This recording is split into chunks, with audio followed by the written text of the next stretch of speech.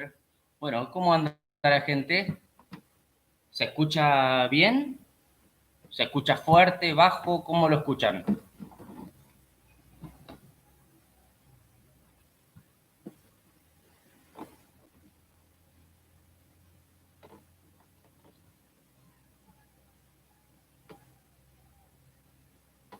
¿Se escucha?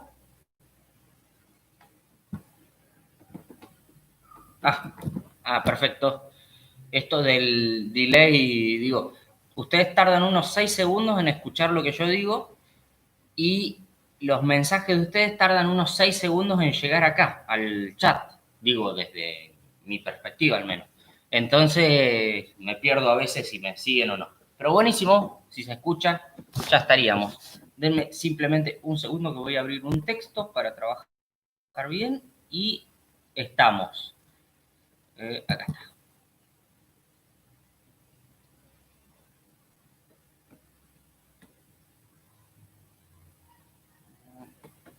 Comahue, Comahue 2020, filosofía, uh, unidad 3 y el texto este. Bueno, ya casi estamos, ¿eh?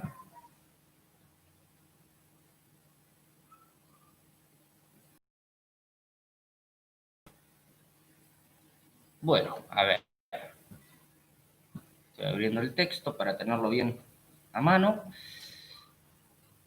Les comento, como por cuestiones de infraestructura estoy complicado. A ver, justamente el perro va a ladrar. Denme un segundo.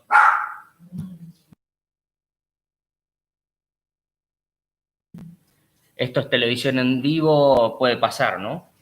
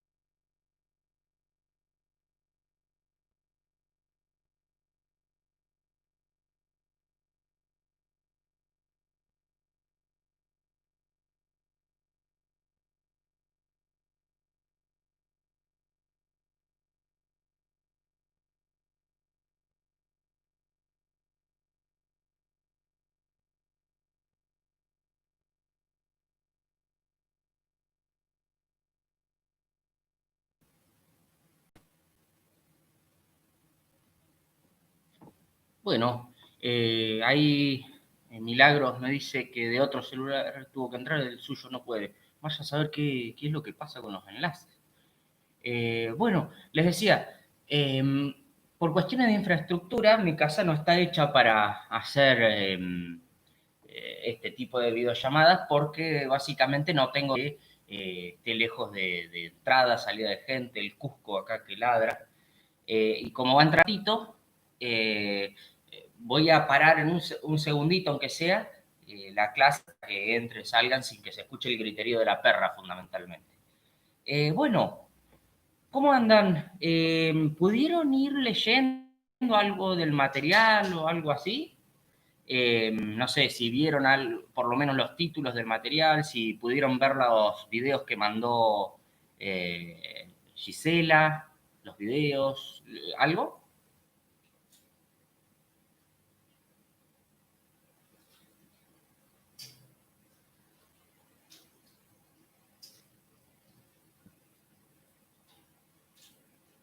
Bien, Agustina dice que pudo leer los dos primeros textos. Eh, sí, dice Dafne, sí ha podido. Bien, justamente, ya que estamos, lo digo, los dos primeros textos son lo que vamos a trabajar hoy. ¿Sí? Los videos, bien, un poco de esto, un poco de aquello, puede pasar. Bueno, va el día Milagros, dice, bien, bueno, bien. Este, a ver, miren, hoy lo que vamos a trabajar son dos nociones en particular. Por un lado, ¿qué es la modernidad? ¿Sí? La época moderna, ¿cuál es su lugar en la historia de la filosofía? Bien, leyó algo acá de una pregunta. La profesora Gisela en el PEDCO dejó un aviso que arrancamos el miércoles 4, la unidad. Ah, perdón, el miércoles la unidad 4. Sí, miren, ahí Lorena pregunta cuándo se empieza con la unidad 4, por algo que dejó Gisela. Esta semana, si no me equivoco, han tenido el segundo y último teórico de la unidad 3. Y la semana que viene ya empiezan los teóricos con la unidad 4. A ver, un segundo, ahí entra gente.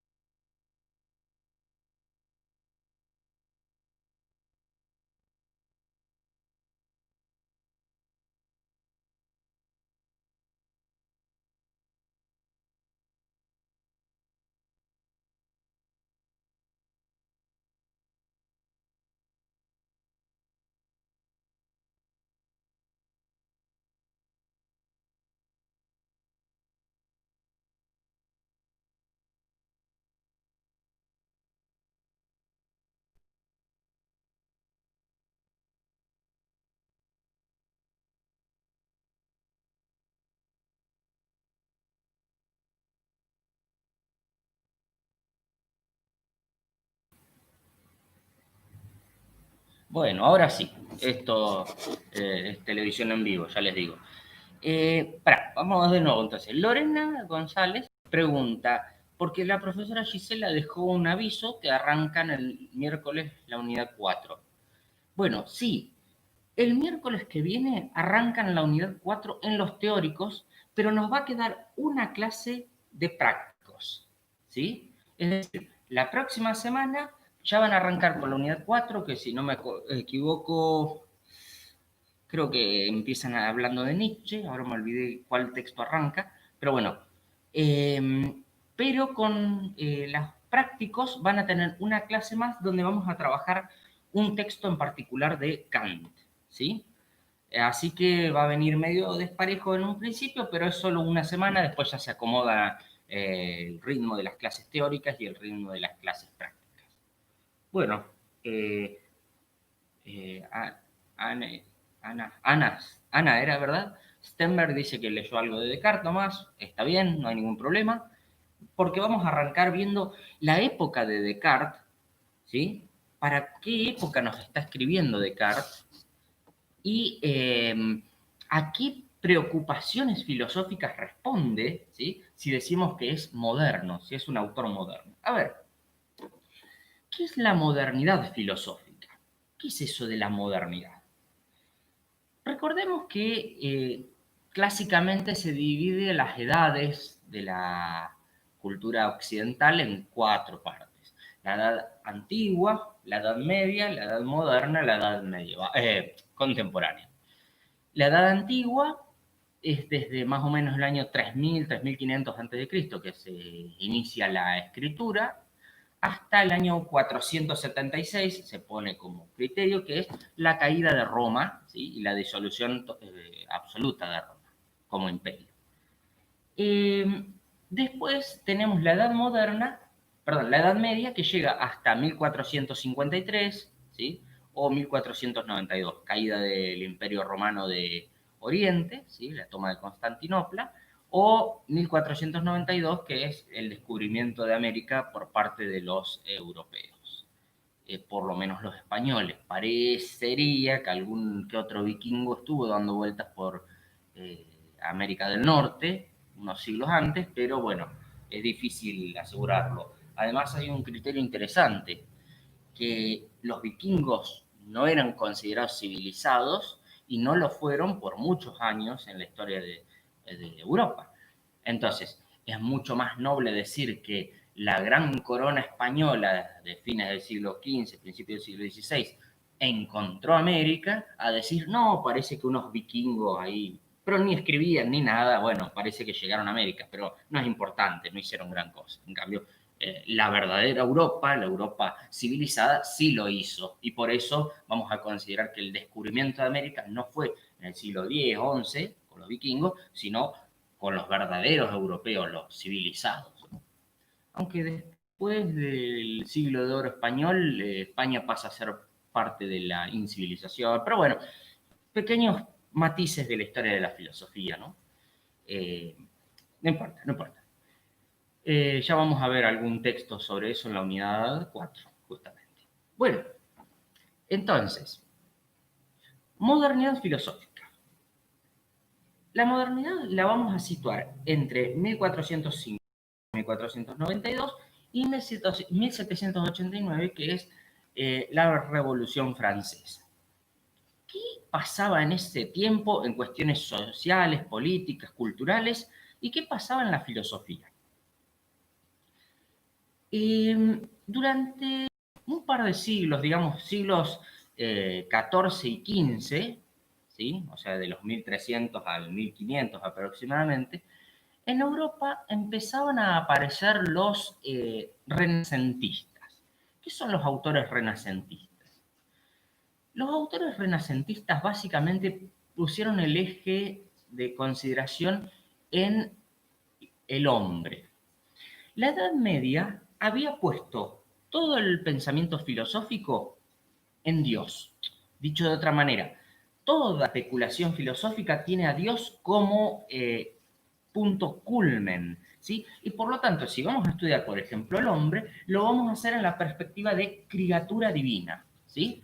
Criatura que debe ascender, en la medida de lo posible, con sus facultades dadas por Dios, para retornar a Dios. Entonces, como ven, la visión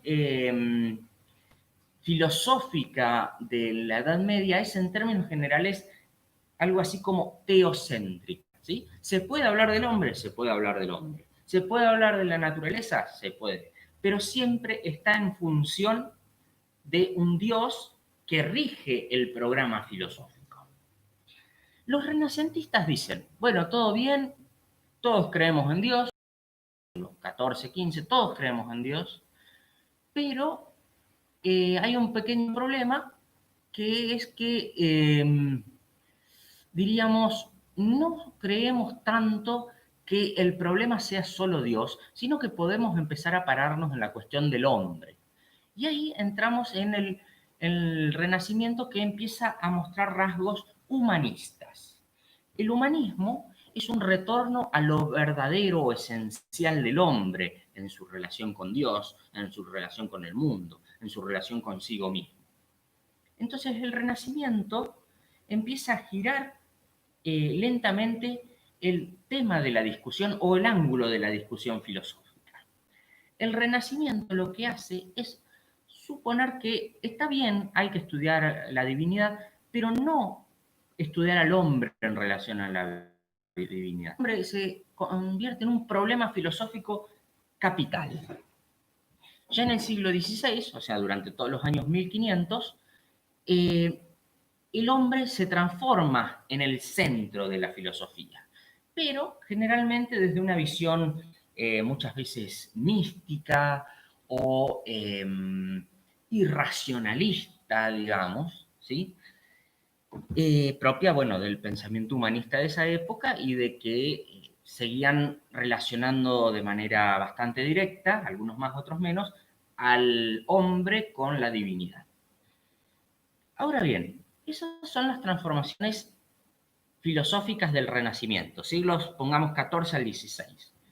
Pero tengan en cuenta también que hay transformaciones políticas clave. Por ejemplo, los reinos se conviertan lentamente durante esta época en naciones, ¿sí? No es que desaparecen los reyes, pero sí que hay una concepción nueva. El rey no es el que tiene el poder sobre un gran terruño dentro del cual hay grados de nobleza que se distribuyen las funciones y el poder interno, bla, bla, bla.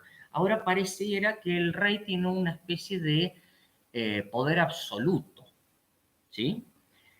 ¿Y eso qué hace? Que empieza a haber recelos y guerras por cuestiones limítrofes entre los reinos, naciones y al interior de los mismos. Al mismo tiempo aparece el protestantismo, ¿no? Que es, en términos generales, muy generales, había grandes diferencias, la rama cristiana que aparecía ya en el siglo XV, XVI, tomaba forma, digamos, XVI, eh, precursora del evangelismo, por ejemplo, que tiene muchas diferencias el evangelismo actual con aquel primer protestantismo, pero bueno, esas son cosas de la historia, no vamos a entrar en eso. Y el protestantismo empieza a pinchar fuerte no solo en cuestiones teológicas, sino también en la comprensión del poder político, porque los protestantes no creen en el Papa. Imagínense que el Papa, por lo menos desde el siglo IX, era una parte, una pieza fundamental de la política europea. Y ahora resulta, europea e incluso del este asiático, perdón, del oeste asiático. Y ahora resulta que vienen unos tales teólogos medio raros que decían que, entre otras cosas, el poder del Papa no tenía sentido, no tenía un poder espiritual el Papa.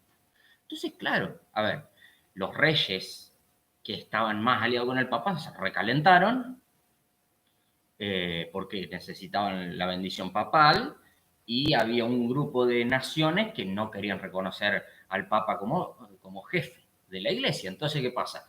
Eso provocaba roces entre las naciones católicas y las naciones protestantes. El Papa estaba recaliente porque si había gente que no seguía sus preceptos, digo, las naciones protestantes, tenía menos recaudaciones, tenía menos poder fáctico. Entonces el Papa, de alguna manera, si bien estaba perdiendo poder, tenía cierta injerencia política de mover a algún que otro rey católico para pelearse contra los reyes de las naciones protestantes. Bueno, entonces, estas guerras, además, siglo XVI, se disparan con fuerza, guerras que ya les digo, son tanto limítrofes como religiosas, ¿sí? Se mezcla esa cuestión, empiezan a generar una preocupación notable por la ciencia. ¿Qué ciencia? ¿Las ciencias sociales? No. ¿Por qué las ciencias sociales? ¿A qué le importaba en el siglo XVI las ciencias sociales? Teníamos como mucho la filosofía renacentista, ¿no? Esta filosofía que rozaba lo místico, lo humanista, etc.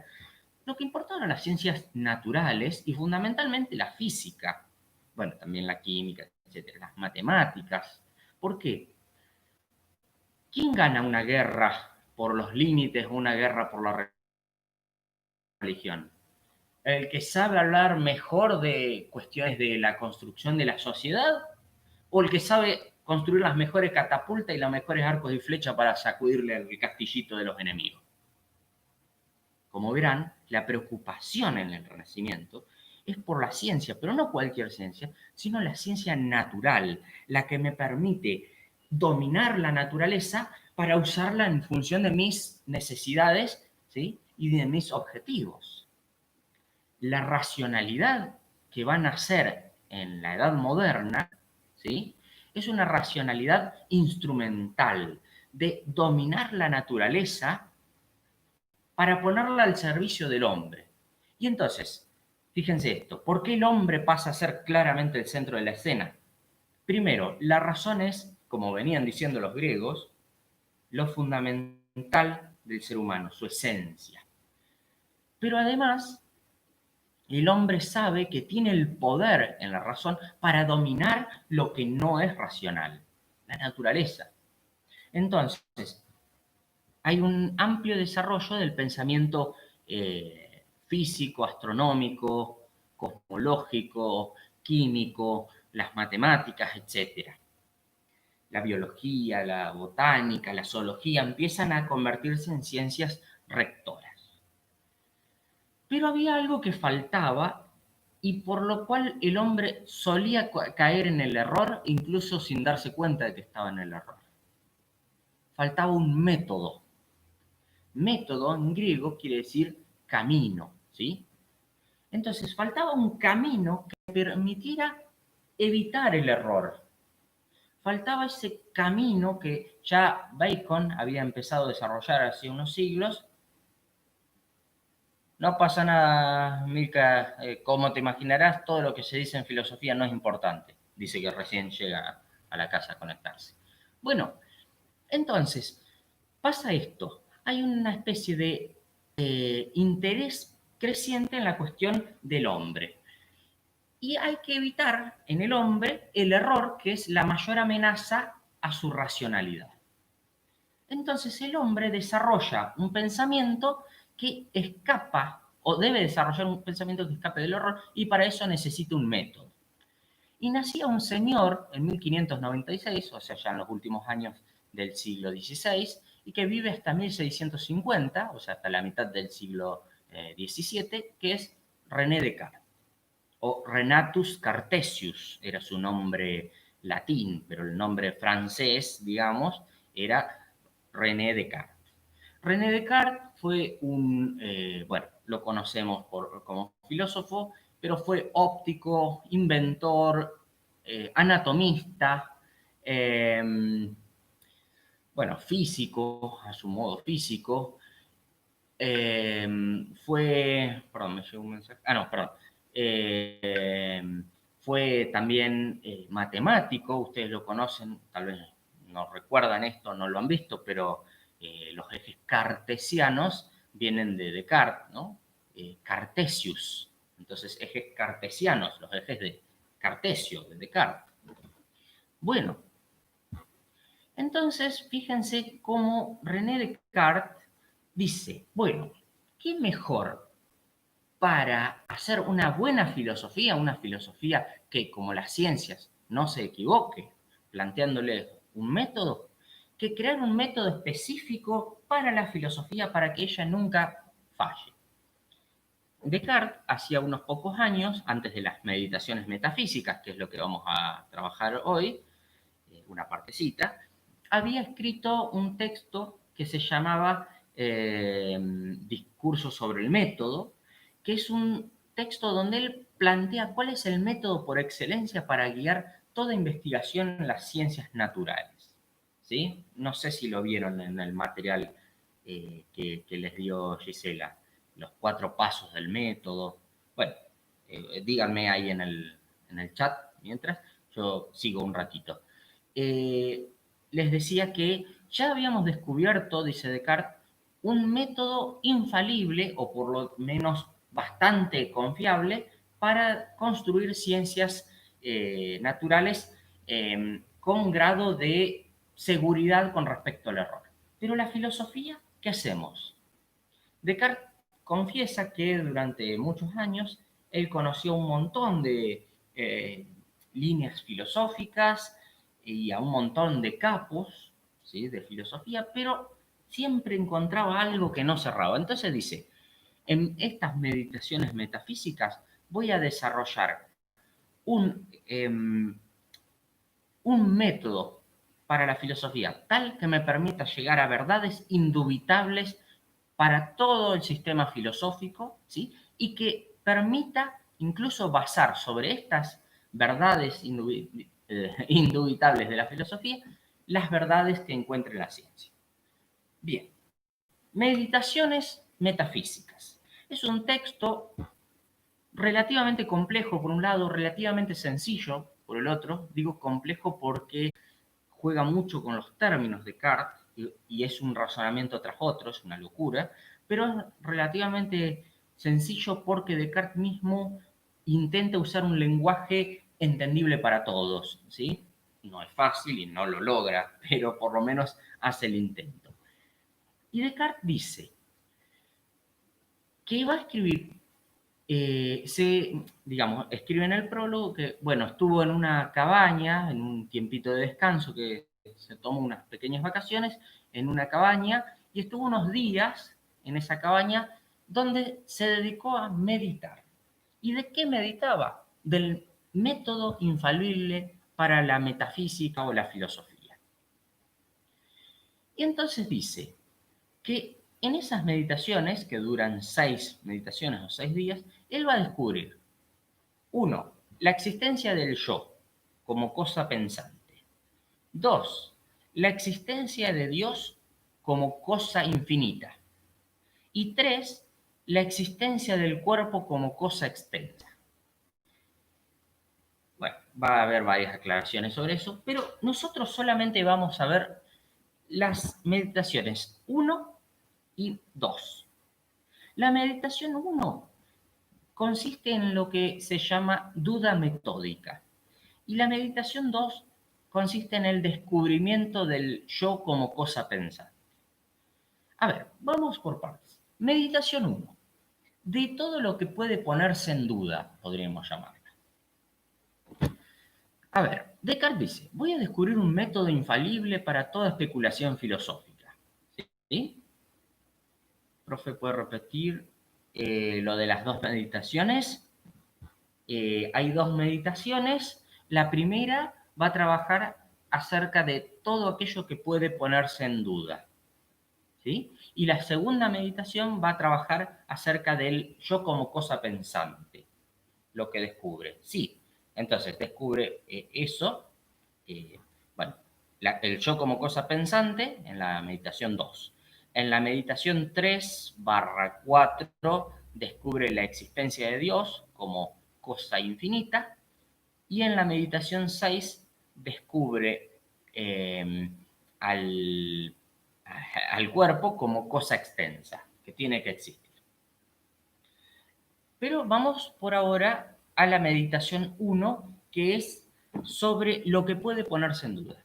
Vamos a plantear, dice, un método que nos pueda asegurar la verdad, ¿sí? O más bien evitar el error.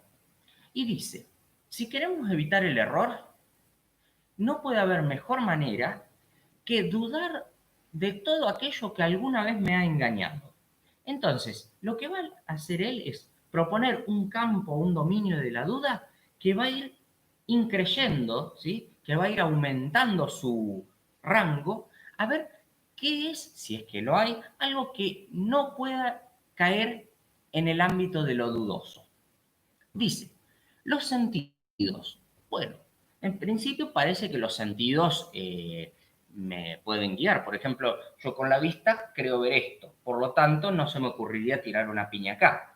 Porque si tiro una piña me va a doler. Pruebo, golpeo la pared, me dolió. Por lo tanto, debo creer en los sentidos. Ahora, ¿cuántas veces no me pasó, esto en palabras nuestras también, de, oh, mirá, allá va Juancito, y lo voy a saludar, ah, no, no es Juancito, ¿qué pasó? Me engañaron los sentidos, pero mirá que se parecía a Juancito. O voy en un bote, pongo el remo en el bote y veo como que se quiebra con el agua, ¿vieron? La refracción. Recuerden que Descartes era óptico, así que le encantaba ese tipo de ejercicios o ejemplos. Entonces el palo, el remo hace así y parece que se quiebra en el agua. ¿Qué pasó ahí? Bueno, entonces, lo que va a hacer Descartes es decir, bueno, los sentidos me engañan. Ahora, ¿me engañan siempre? No. Pero dice, ¿me voy a fiar realmente de algo que alguna vez me engañó? ¿No sería mejor que la duda se coma a todo el ámbito de lo captado por los sentidos? Dicho de otra manera, si los sentidos me engañaron una vez, no tengo garantías algunas de tener que confiar en ellos. Por lo tanto, fíjense cómo la duda metódica, una duda que es un método de pensamiento para anular lo que queda en el terreno de lo dudoso, crece y se come todo el campo de lo empírico, de lo sensible. Bueno, hemos dudado ya de lo sensible. Ahora, por ejemplo, a ver, esto propiamente tiene grado de sensible, pero implica ya más una conciencia. Yo me siento y estoy acá en un sillón, frente al fueguito de la chimenea, tengo un cachito de cera acá al lado, lo vuelo, siento, está todo muy correcto, muy concreto. Yo estoy seguro que esto es cierto. Parece que la experiencia vívida, no queda en el alcance de la duda. Parece que la duda no puede alcanzar eso. Sin embargo, dice Descartes, ¿cuántas veces me ha pasado de estar en un sueño y lo siento todo extremadamente vívido? Y de golpe me despierto y descubro, ah, no, pará, todo lo que estaba experimentando era una ilusión, no era cierto. Entonces, fíjense qué pasa. Si al menos una vez me pasó eso, la vivencia me engañó, entonces probablemente esto podría ser un engaño otra vez. Voy a dudar de todo tipo de sentimiento de vigilia. Entonces, si la duda metódica ya se había comido el campo de lo empírico, de lo sensible, ahora la duda metódica extiende sus dominios y se come el campo de la posible vigilia, ¿sí? El estar despierto. A la miércoles, esta duda, este dudar de todo, porque alguna vez me engañó, se está comiendo todo tipo de certeza. Bueno, dice Descartes, pero recuerden que además de óptico, como el ejemplo del remo y el agua, él era matemático. Dice, las verdades matemáticas eh, siguen fuera de toda duda. Mirá, dice, 3 más 5 es 8, no importa que lo diga acá, en la China, dentro de 1500 años, hace 4000 millones de años. Bueno, no creían eso porque, bueno, era religioso y no había 4000 millones de años para atrás, pero 400 años. Entonces, 3 más 5 es 8, es evidentemente cierto independientemente del contexto de la época. Dale, no hay problema. Como le decía a Milka, que entró hace un rato, no, nada interesante puede haber en una clase de filosofía, así que no se preocupen. Bien, entonces, dudamos de los sentidos y dudamos de la experiencia de la vigilia, pero de las verdades matemáticas parece que no podemos dudar. 3 más 5 igual 8 es válido, verdadero, acá en China hace 400 años, dentro de 1000 años. Bien, y acá viene una parte muy extraña de las meditaciones metafísicas, pero que como hipótesis de trabajo está buena. Dice Descartes, sin creer en la existencia de este ser, no cree en la existencia, pero la postula por una cuestión de desarrollo de su trabajo. ¿Qué pasaría, dice, si imagino hipotéticamente la existencia de un genio maligno? Un genio o un demonio, digamos, maligno, un ser tan poderoso como inteligente que usa todo ese poder que tiene en engañarme. De manera tal que este genio maligno me hace creer que 3 más 5 es 8, cuando en realidad no es así. ¿Qué pasaría, dice, si existiera un genio maligno que me engaña hasta en las operaciones matemáticas más básicas? Yo creía tener las verdades matemáticas como verdades indubitables, como certezas absolutas. Y sin embargo, si propongo la hipótesis del genio maligno, ni siquiera las verdades matemáticas se salvan de la duda metódica. Entonces, la duda hizo esto. Empezó con el dominio de lo empírico, de lo sensible. Se amplió hacia el dominio de la vigilia, porque puede ser todo un sueño, una ilusión. Y ahora se come hasta las que parecían verdades más obvias, como las verdades matemáticas. 3 más 5 es 8. Bueno, dice Descartes, a ver, ¿qué me queda? Yo antes creía que era alma y que tenía cuerpo o que era cuerpo. Pero fíjense, todo lo que está vinculado con el cuerpo está vinculado con lo sensible. Y yo ahora, para mí todo esto, o captar, tocar, sentir, ver, oler, son ilusiones o errores. Aún si, no sé, agarro y me pellizco para ver si estoy sintiendo realmente, que no me esté engañando los sentidos, esto puede ser un sueño. Alguna vez tal vez les pasó que sintieron dolor mientras soñaban. Entonces, esto puede ser tranquilamente todo un sueño, una ilusión. Bueno, parecía que salvábamos a las verdades matemáticas. Y miren lo que va a pasar. ¡Pum! Tenemos un pequeño problema. Las verdades matemáticas también son cuestión dudosa porque proponemos un genio maligno que emplea toda su astucia y su poder en engañarme. Bueno, ¿qué se salva? El cuerpo no, el alma. ¿Dónde está el alma? ¿Dónde está el pensamiento? Todo puede estar errado. Por lo tanto, Descartes culmina su primera meditación diciendo, no parece que no tengo escapatoria y que nada cierto puede haber. Así termina la primera meditación. Descartes se va a dormir y al día siguiente se despierta inspirado para escribir la segunda meditación y salir de ese encierro en el error. Segunda meditación, de las cosas, de lo que es real, ¿sí? Trata, que es el yo como cosa pensante. En la segunda meditación, él recapitula lo que vio en la primera y dice, si los sentidos me engañan, si esto puede ser un sueño, y si ni siquiera las verdades matemáticas están a salvo de la hipótesis del genio maligno, entonces parece que nada cierto hay en el mundo, excepto esa certeza, que nada cierto hay. Entonces dice, bueno, descarté el cuerpo, parece que descarté el alma. A ver, del cuerpo yo decía que era una extensión que ocupaba lugar, que se captaba con los sentidos, etcétera, dudoso. ¿Y del alma qué era? Y una cosa que razona, que quiere, parece que no la puedo salvar. Fíjense, sin embargo, el gran descubrimiento cartesiano. Dice, el alma, ¿sí? Se dedicaba a pensar y ahora está equivocada. ¿Por qué está equivocada el alma? Y porque existe un genio maligno que ni siquiera le garantiza que 3 más 5 sea 8 sea cierto. Ahora, el alma, para equivocarse, tiene que pensar. ¿Sí? El alma, si no piensa, no se equivoca. Por lo tanto, parece que el pensar es elemento sustancial del alma, esencial.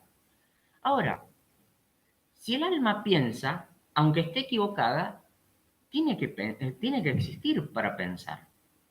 Y yo pienso, aunque esté equivocado en mis pensamientos, dice Descartes, o aunque esté dudando de todo conocimiento, como es este el caso, no puedo dudar de una cosa, que estoy pensando. Y para pensar hay que existir. Entonces Descartes llega a su primera gran certeza. Pienso, por lo tanto, existo. Aunque el genio maligno me haga pensar cualquier paparruchada y esté pensando cualquier cosa menos lo verdadero, aunque esté totalmente engañado, estoy pensando. Y para pensar necesariamente hay que existir. Y esto el genio maligno no lo puede anular. Si pienso, existo. Es una gran certeza, la primera certeza a la que puede llegar Descartes. Es algo modesta, porque la verdad que, sí, qué lindo, existo, y cuando pienso estoy engañado, por ejemplo, ¿sí? Pero al menos ha logrado que en el dominio de la duda metódica, que parecía comerse la totalidad de las cosas, hay un espacio así chiquitito que es yo pienso, por lo tanto existo, que se abre, es como un poro en el dominio absoluto de la duda, un porito. ¿Sí? Pienso, luego existo. Ese es el primer gran descubrimiento de Descartes, que vamos a llamarlo la primera certeza. ¿Me siguen hasta acá? ¿Cómo llegó a la primera certeza? ¿El pienso, luego existo?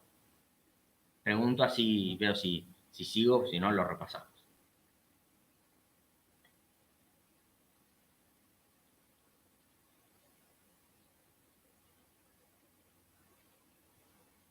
¿Sí? Bien. Bastante perdido. Bien, más o menos. Puede pasar.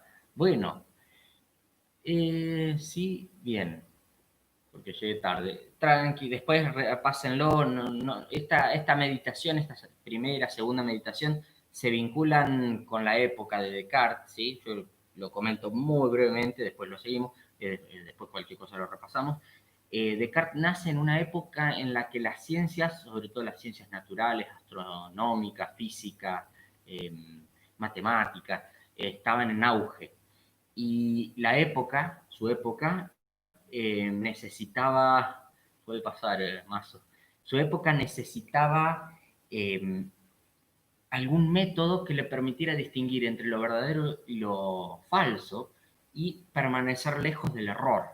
Entonces Descartes trabaja estas meditaciones metafísicas para ver si es posible una filosofía que esté lejos del error.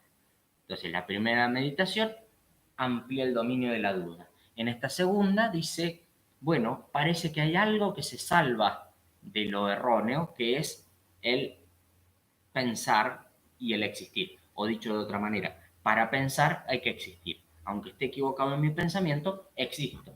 Y eso es algo que no puede ponerse en duda. Si pienso, entonces existo.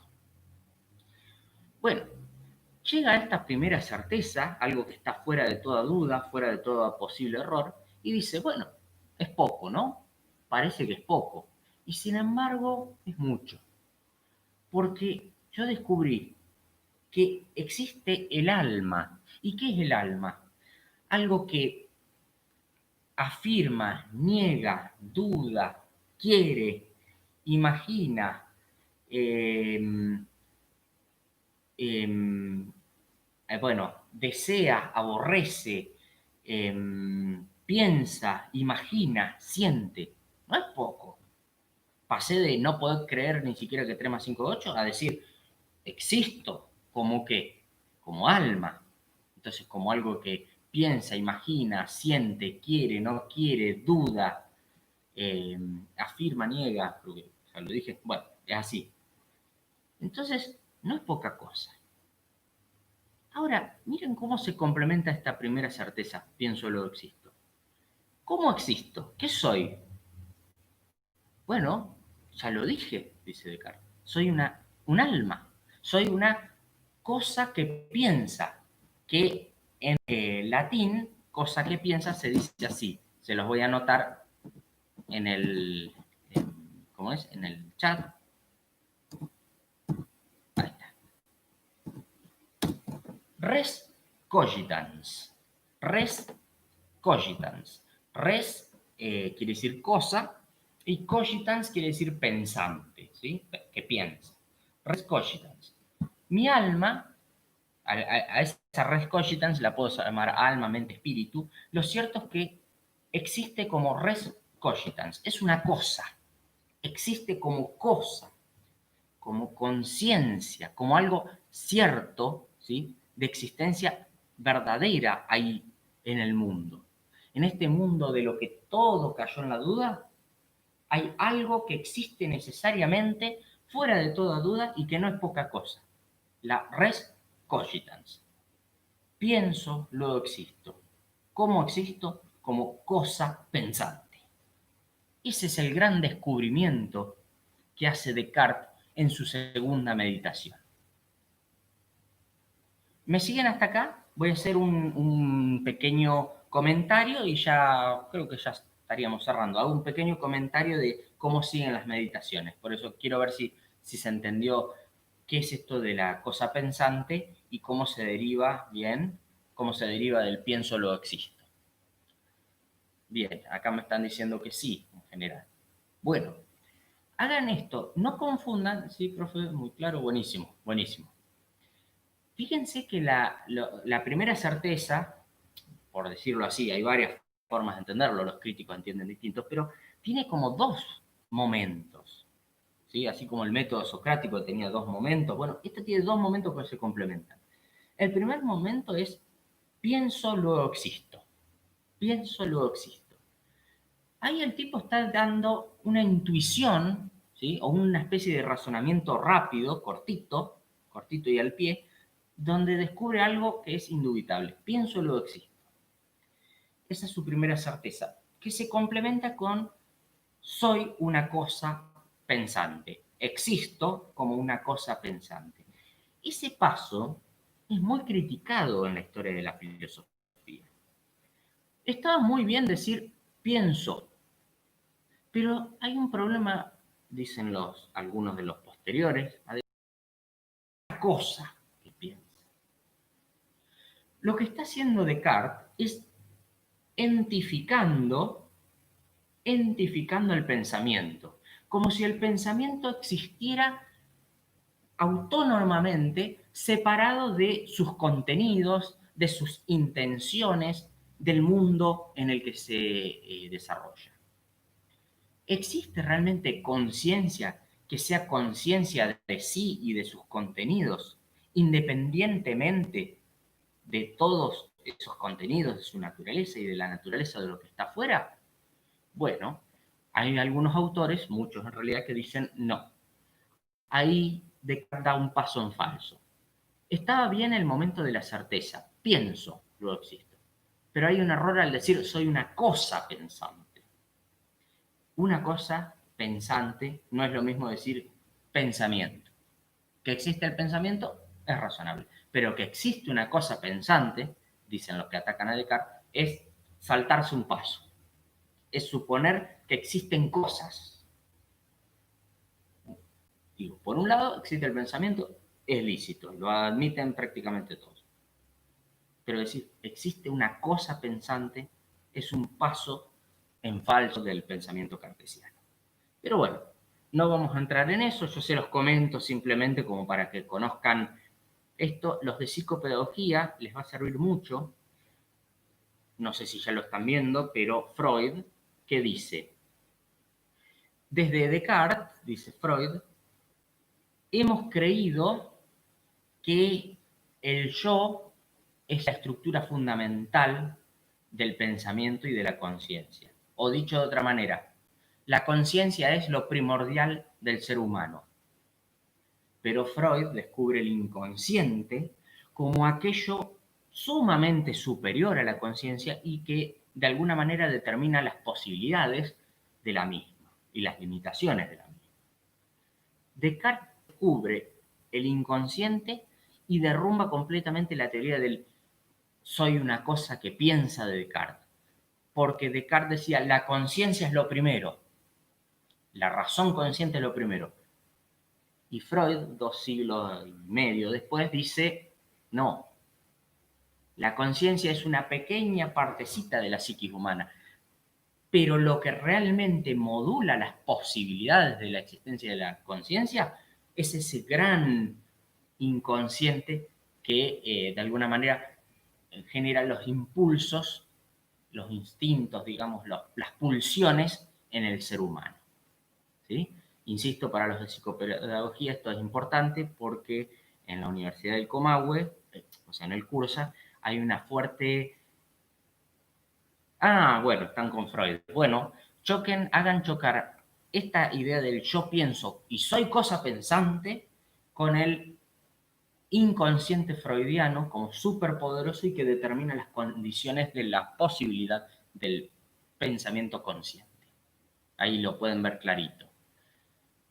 Bien, hay mucha bibliografía sobre estos temas, ¿eh? Yo no manejo, pero les puedo asegurar que si alguna vez se les ocurre entrar a este tema, se van a volver changos de la cantidad de material. Bueno, ahí entonces tenemos la meditación 2.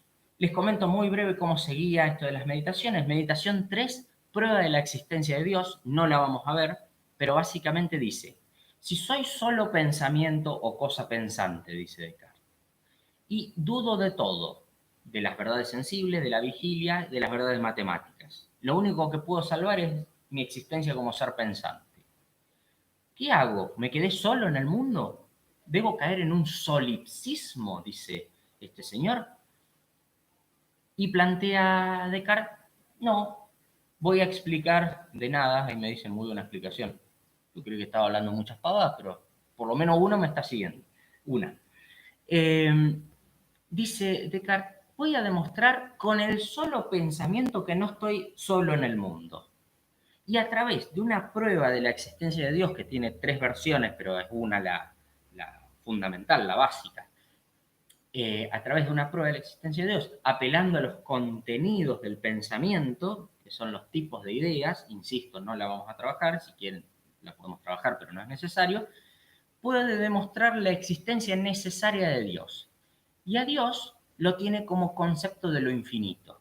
Entonces dice, si yo soy res cogitans, yo alma soy res cogitans, Dios es res infinita. Lo anoto acá, res infinita. Ese es Dios. Yo era la res cogitans, la cosa pensante. Y de mi solo pensamiento, porque no podía acudir a nada más que el razonamiento, no podía, ni siquiera el razonamiento matemático. Bien, me siguen, me siguen. Bueno, de solo el pensamiento se consigue demostrar la existencia de Dios, la res infinita. Esa es la meditación 3, es bastante voltera, pero está buena las pruebas que presenta. En la meditación cuarta vuelve a presentar elementos de la demostración de Dios. ¿Es la cuarta o la quinta? Ay, ahora me olvidé. Creo que la cuarta. Se me fue. Y además empieza a trabajar sobre lo verdadero y lo falso, ¿sí? Los límites del conocimiento posible, etc. No en el sentido kantiano lo de los conocimientos posibles, eso lo vamos a ver más adelante. La meditación 5 insiste en lo verdadero y lo falso, y en la meditación 6 llega a descubrir la existencia del cuerpo, ¿sí? El cuerpo que, acá los anoto, es la res extensa. Ahí lo anoto. La res extensa. ¿Qué es esto de res extensa? Bueno, todo con el pensamiento podemos demostrar la existencia de Dios. No es poca cosa. Ahora, siempre creímos que Dios es infinitamente bueno, entre otras cosas. Entonces, si tenemos la tendencia a creer en la existencia real del cuerpo, ¿sí? Es porque Dios, en su eterna bondad, nos ha dado una inclinación a que creamos en dicha existencia del cuerpo y además el cuerpo nos sirve para movernos en este mundo. Pero además de esta inclinación natural a creer en el cuerpo, en la existencia del cuerpo, tenemos la hipótesis aquella, no nos olvidemos, que siguió viva hasta entonces, del genio maligno. Ese genio maligno que todo lo que le interesaba era engañarme con todo su poder. Ahora, el genio maligno parece todopoderoso. Lo cierto es que hay algo más y mucho más poderoso, que es infinitamente poderoso, que es Dios.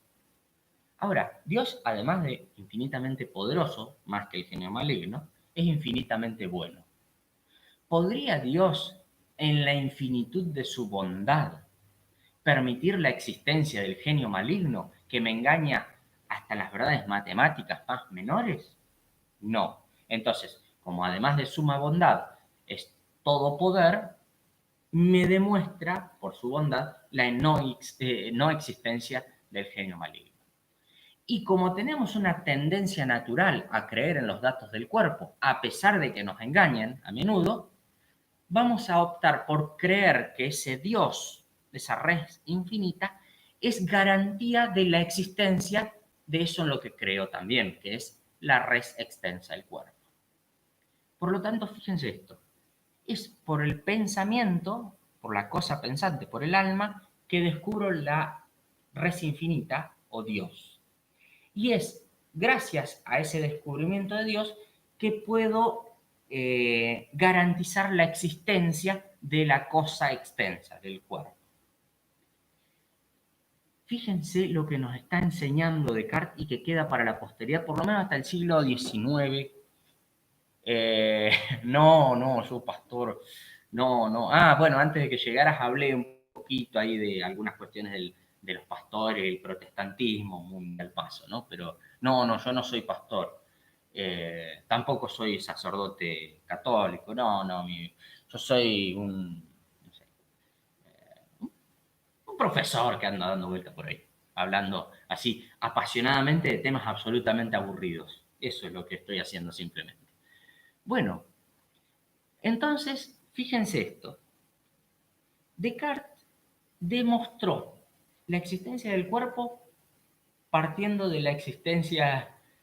No. El templo, sí. No, por una vez dije que si abren las iglesias, templos están abiertos por la cuarentena, yo dije, bueno, si me quiero juntar con gente y no puedo, voy a hacer lo mismo, me voy a hacer pastor, por ejemplo, y voy a invitar a gente a venir a mi casa. Creo que no habría problema, no me pueden negar eh, recibir en el templo, así que si quiero ver gente, no voy a ser un ciudadano de a pie, sino que voy a ser un pastor. Se me ocurrió el pastor, digo, la Iglesia Católica también puede hacerla, pero puede ser una pequeña secta. Bueno, no lo vimos, pero por ejemplo los epicúreos, una de las escuelas de la antigüedad, posteriores a Aristóteles, digamos, eran como sectas. No hacían sacrificios, esas cosas, pero eran una secta, ellos se juntaban entre ellos, tenían una comunidad de bienes, etc. Pero bueno, esas son otras historias. Bueno, Descartes es el fundador del racionalismo. Con esto terminamos, les tiro dos categorías, tres en realidad, y terminamos. El racionalismo es la corriente gnoseológica, ¿sí? Gnoseológica, nacida en la filosofía moderna, que plantea que todo conocimiento comienza con la razón, ¿sí? No es el tema, no es el tema, muchachos. Después, si quieren, hablamos de estas cosas, pero no les puedo asegurar que no es el tema. Ahora, el racionalismo sostiene desde Descartes que todo conocimiento comienza en la razón. Y fíjense cómo Descartes nos lo demuestra. Con el solo pensamiento descubrí que soy una cosa, existe, digo, pensante. Con el solo pensamiento demostré la existencia de Dios. Con el solo pensamiento, a través de esto, descubrí la existencia del cuerpo. Y con el solo pensamiento puedo justificar la existencia de verdades universales que son el objeto de las ciencias naturales y de las matemáticas. Solo el pensamiento. Que, no sé, la astronomía se trata de seres reales y empíricos, sí, pero lo que importa en la construcción del conocimiento no es lo empírico, es lo que yo hago teóricamente a través del pensamiento para interpretar el mundo empírico, ¿sí? Es decir, es el pensamiento el origen de todo conocimiento. Opuesto a la tradición racionalista, que tiene varios, varios representantes, yo les nombré a Descartes, pero también están Spinoza, Leibniz, Malebranche, no sé si lo podemos incluir a Wolff, ahí en esa línea, pero bueno, están los empiristas, que por lo general son de tradición anglosajona, son británicos. Los grandes empiristas han sido Hobbes, Locke, Berkeley antes, y Hume. Y Hume es el encabezado, el capo del empirismo, que se dedica, entre otras cosas, en su Tratado del Entendimiento Humano, a criticar las posiciones de Descartes, ¿sí? Porque dice, junto con la tradición empirista, que el origen de todo conocimiento está en la experiencia. Fíjense cómo se para frente al racionalismo. El racionalismo era la razón. Acá dicen, no hay, los empiristas, conocimiento alguno posible si no es con datos empíricos previos. Lo que hace la razón es ordenar lo que está dado en la empiria. Pero si la empiria no estuviera, la razón nada tendría para decir. No habría conocimiento alguno, ni siquiera sería posible tener conciencia de uno mismo, porque no hay contenidos empíricos. Ah, lo vieron en psicología, excelente, excelente. Bueno, ahí pueden ver que no estoy chamullando, sino que al menos en otra materia les chamullan con lo mismo. O les dicen más o menos la verdad, eso quedan ustedes como lo quieren tomar. Pero bueno, esto existe, es parte de la cultura de Occidente. A medida que avancemos en la materia vamos a ver algunas consecuencias de este camino, de la idea del racionalismo, empirismo, etc. Y para terminar, les comento por qué ustedes trabajan Kant. De hecho, lo que vieron de Kant con Gisela ayer antes de ayer, perdón, está vinculado con esto que les voy a decir, que es el idealismo trascendental en el caso de Kant. Los racionalistas postulaban que todo conocimiento empieza con la razón. Los empiristas postulaban que todo conocimiento empieza con la experiencia. El idealismo trascendental de Kant, Kant ya es del siglo XVIII, va a decir que un poco, como decían al principio de la clase, un poquito de esto, un poquito de aquello. Dice que el conocimiento tiene su origen en una síntesis, sí, esa es la palabra técnica que voy a usar, por ahí la precisa un poquito más, pero en una síntesis entre su origen racional y su origen empírico. Lo que nos dice Kant es, existen ideas a priori, o más bien categorías del entendimiento a priori, ¿sí?, que vienen con nosotros de manera prácticamente innata, o sea, a priori, están construidas en nuestra mente, en nuestro entendimiento, ¿sí? Pero ellas no pueden conocer por sí mismas. Y existe, por otro lado, los datos empíricos, ¿sí?, que entran por los sentidos. Pero si no ordenamos esos datos empíricos en categorías y formas a priori de la sensibilidad y del entendimiento, estos datos empíricos son una confusión incognoscible. Por lo tanto, dice Kant, para que haya conocimiento tiene que haber un mix, una síntesis entre estos principios del entendimiento que son a priori, independientes de la experiencia, pero de estos datos empíricos, ¿sí?, sin los cuales no hay experiencia posible para las categorías del entendimiento. Cuando se produce esa síntesis entre el entendimiento, lo racional, digamos, en términos generales, no es la palabra técnica que usa, y lo experiencial o empírico, ahí y solo ahí podemos hablar de una posibilidad del conocimiento. De manera tal, y con esto termino, que de lo empírico puro no hay conocimiento posible porque es la confusión, no hay forma de unir esto si no hay categorías del entendimiento que me permitan hacerlo. Por otro lado, no hay posibilidad de conocer fuera de la empiria, pero como estas categorías a priori del entendimiento, o ideas a priori, en realidad son las ideas, actúan porque quieren conocer, a veces se les da, les chifla el moño, y quieren conocer por fuera del campo de la experiencia posible.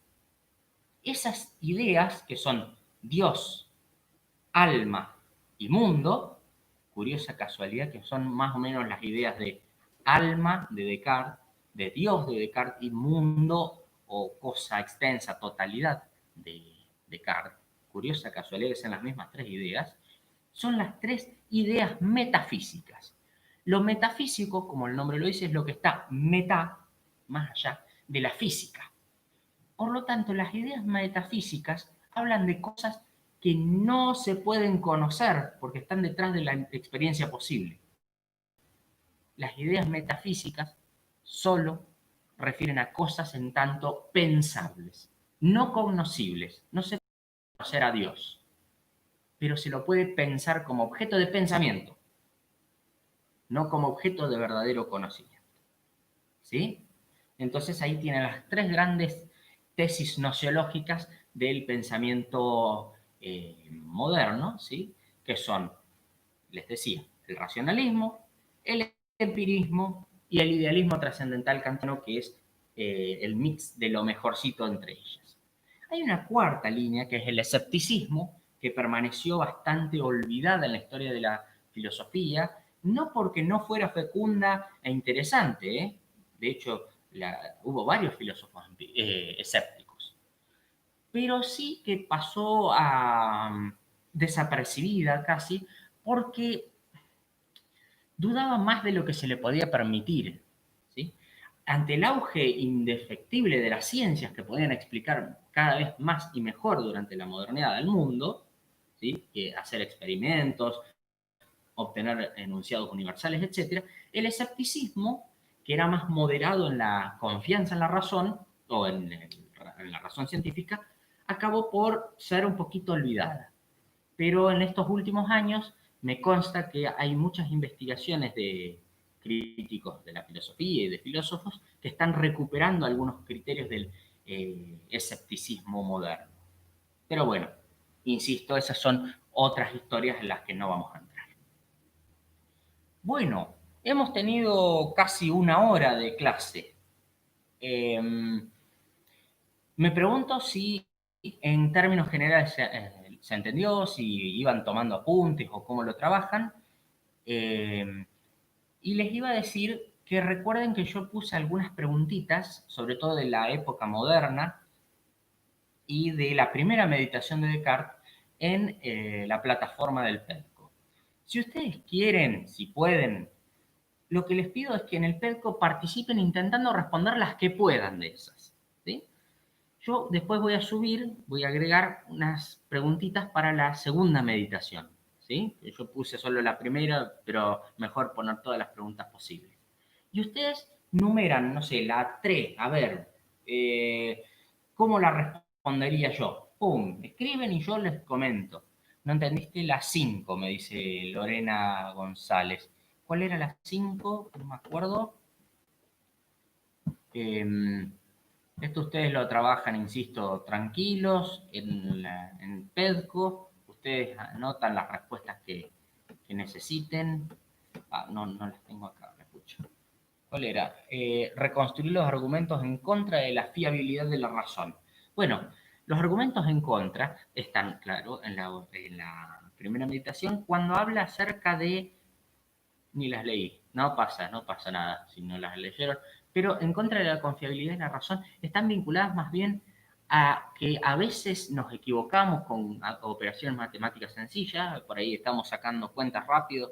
7 más 11, 17, 18. ¡Ay, qué homo, me voy a equivocar! Son ese tipo de errores. Que Descartes dice, en realidad ese error podemos pasarlo por alto porque, en definitiva, que yo me haya equivocado en mi juicio no quiere decir que sea falso que 7 más 11 sea 18.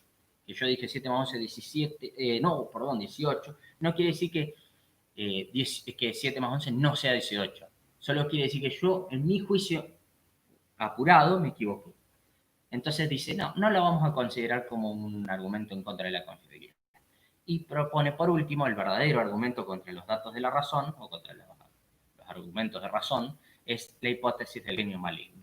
El genio maligno es esa hipótesis, no cree Descartes en ella, pero la propone, esa hipótesis que me permite dudar hasta de que 3 más 5 es 8. ¿Sí? Una hipótesis sanguinaria para mis pretensiones de salvar los argumentos de razón. Sin embargo, en la segunda meditación descubre el yo pienso, yo existo y salva un montón de cuestiones al punto de demostrar la existencia de Dios. Exacto. Los argumentos en contra de la razón están en los errores subjetivos, los errores de juicio, y en la hipótesis, esta sí ya es más contundente, del genio maligno. Recuerden que la hipótesis del genio maligno le hace dudar hasta del cuerpo hasta la unidad 6, hasta la meditación 6. ¿Sí? Es bravo el genio, no es un tipo piola. Bueno, ¿tienen alguna duda? ¿Se entendió algo que no les haya quedado claro? Algo que en lo posible, si puedo, digo, podría ampliar, algún elemento que crean que haya que considerar, recuperar, vincularlo con otra materia, con el contexto histórico, con otra unidad. Queda en ustedes. Si tienen alguna consulta, no tengo problema.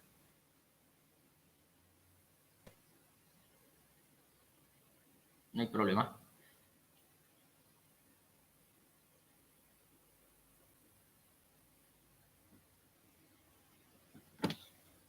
Ustedes dicen, ¿eh? Yo estoy mirando.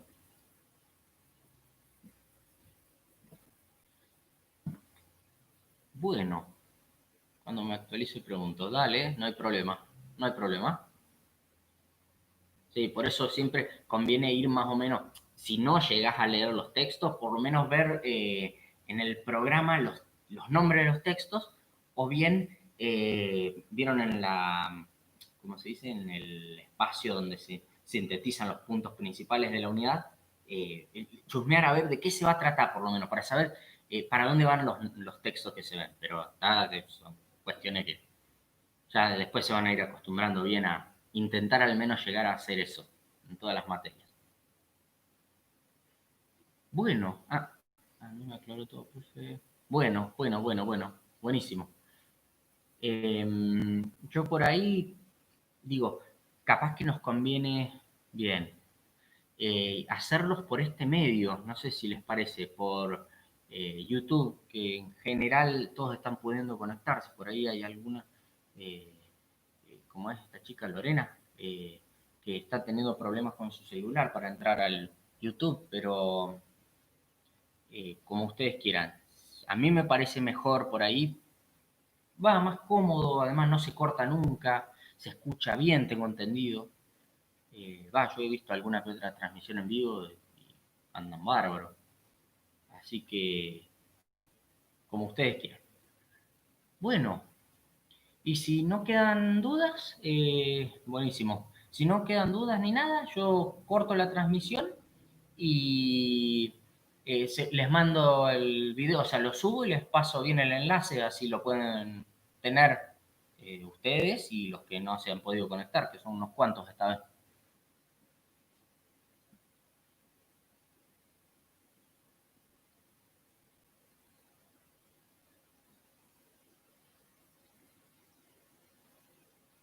Bueno,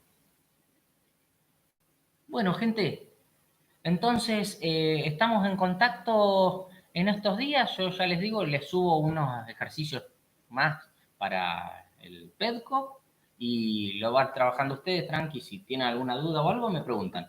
No hay ningún problema. Dale, si por acá creen que es mejor, para mí que sí, o sea, yo sé que se escucha muy bien el YouTube, pero bueno, por ahí si hay que intercambiar más, bueno, eso podemos verlo. Bueno, gente, entonces estamos en contacto y cualquier cosita me escriben o